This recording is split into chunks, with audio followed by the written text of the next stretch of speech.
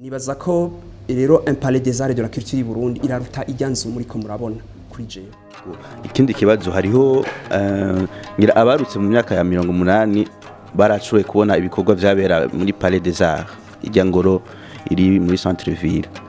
Ariko ubu abahaca ubu yitwa palais des arts mugabo ibikorwa biberayo n'ama exposition n'urudandazwa. Kenshi tubona aba Egyptiens tukabona aba Kenya n'abarundi usanga badandaza ibidafasha. Mbega none nka mwebwe president ashobora kuba president mu minsi iza palais des arts muzoyikorera iki kugira ngo abari hubu n'abazokwaruka bavuga ati ijya n'ingoro y'igihugu ijejwe akaranga. Mubibona ibisanzwe kubona urudandazwa rubera muri palais des arts? Nagira ndakubwira yuko palais des arts sinzo ni institution.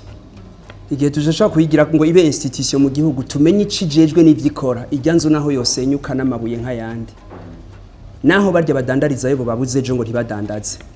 Tudashoboye gutunganya ivyerekeye art na culture ijyanzu izoguma kuryanye nije mu bitangurirwa.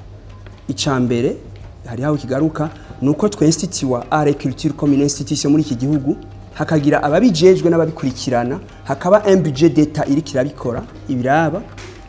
Ico kintu rero uri karakiraba ni wamenya ati ndagira n'urutonde ku mwaka nkamenya n'ivyo nkorerayo. Ikibazo rero ntikiba kigisigaye ari inzu ahubwo palais des arts ikibi igihugu cyose.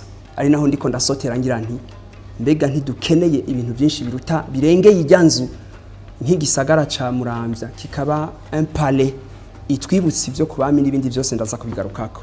Nibaza ko rero un palais des arts de la culture y'u Burundi iraruta ijyanzu muri ko murabona.